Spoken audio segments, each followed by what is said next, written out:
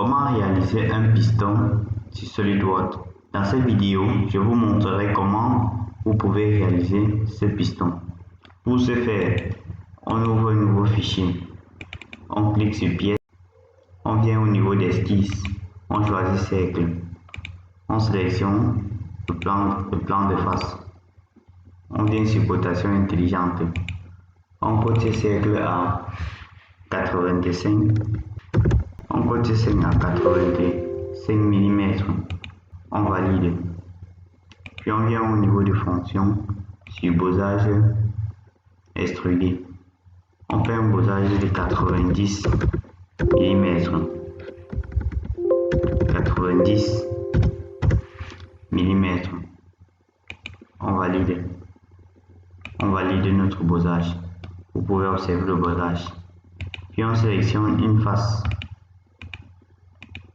on vient au niveau d'esquisse, on clique sur cercle, on sélectionne cette face-ci, on trace un cercle de diamètre 79 mm, on prend le diamètre du cercle égal à 79 mm, on valide, puis on vient sur fonction, sur enlèvement de matière extrudée. Vous pouvez voir, on clique ici, décalage, on prend cette distance égale à 7,3, puis on vient sur direction 1. On inverse la direction pour que le décalage se fasse à l'intérieur. On clique sur borne, on prend ici est égal à 4,3 mm. Puis on n'oublie pas de cliquer sur basculer côté pour enlever la matière. C'est très important. On valide. Vous pouvez voir comment notre enlèvement de matière ça apparaît. Puis on va faire la répétition de cette entité. On vient sur répétition linéaire. Pour pouvoir faire la répétition de cette entité, on vient d'abord au niveau des visibilités. On clique sur axe pour que ça puisse nous afficher des axes qui sera utile au niveau de la répétition linéaire. On clique sur répétition linéaire, on sélectionne cet axe-ci. On prend ici 3 répétitions. Ici, on prend cette distance égale à 11,6 mm. On valide. Vous pouvez remarquer comment l'enlèvement des matières s'est répété 3 fois. Une fois cela fait, on doit venir sur la face d'en bas. Venir sur esquisse, choisir cercle. Tracer un cercle de 76 mm. Venir sur cotation. Faites une cotation ici de 76 mm. 76 mm. On valide. Puis on vient au niveau de fonction sur enlèvement extrudé.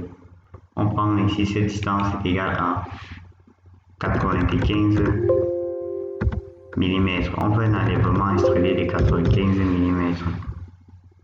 On valide l'opération. Vous pouvez remarquer comment l'enlèvement des matières s'est fait. Puis on va venir faire un dôme au niveau de cette surface.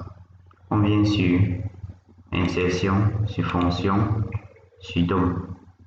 Il est important de retenir la localisation de cette fonction-ci.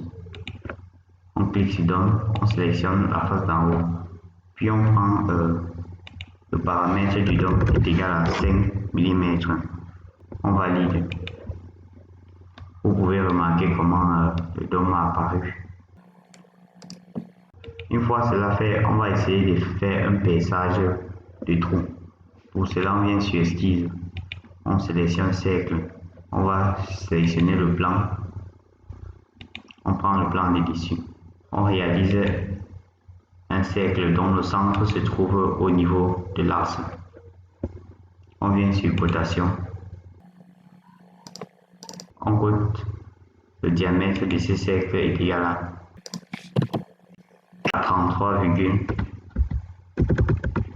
à 33,8 mm. On valide. Puis, on vient à nouveau sur cotation. On cote la distance du centre du cercle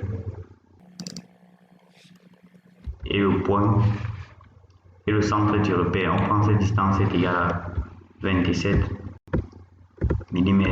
27 mm. On valide. Vous pouvez remarquer comment ça s'est déjà positionné. Puis on va faire un enlèvement de matière. On clique sur enlèvement de matière. Vous pouvez voir, on sélectionne ici à travers tous les deux. Vous pouvez voir comment l'enlèvement de matière doit se modéliser. Enlèvement de matière extrudée. On valide. Vous pouvez voir les trous du piston. On va également faire un deuxième perçage.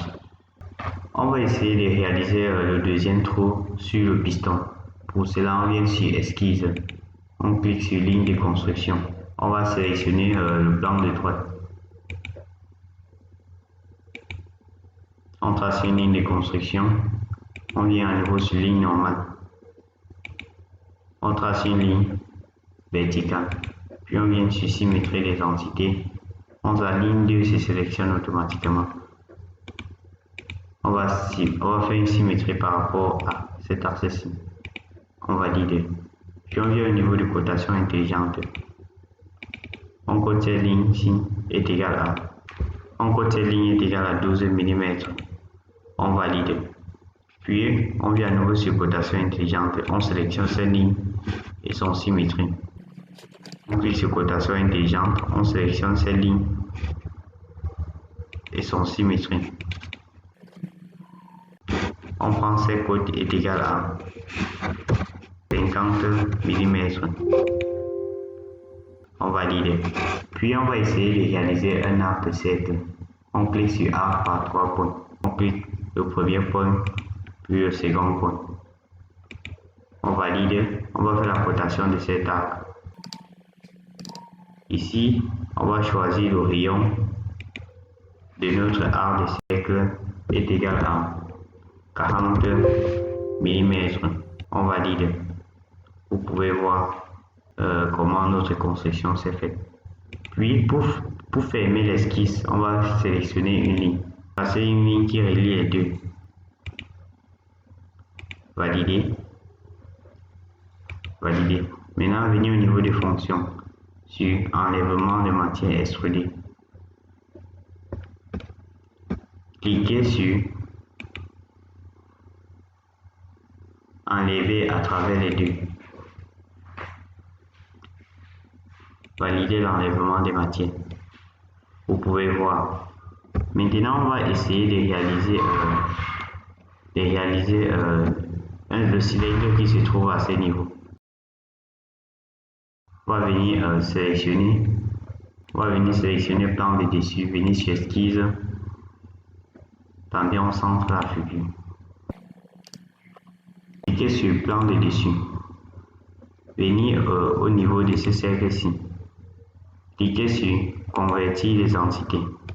Vous pouvez voir comment notre cercle de dépense est apparu. Maintenant, venir au niveau des cercles. Tracer un cercle. Venir au niveau de cotation intelligente. Coter ce cercle est égal à 45 mm. Valider. Vous pouvez voir notre esquisse. Maintenant, venir quitter sur cotation intelligente, venir au niveau de fonctions sur besace extrudé. Ici, cliquez sur jusqu'à la prochaine surface. Vous pouvez voir. Maintenant, venez sur plan d'esquisse, cliquez sur décaler. Ici, on va faire un décalage de 19 mm. Vous pouvez voir notre construction. Pour valider la construction, vous pouvez le remarquer.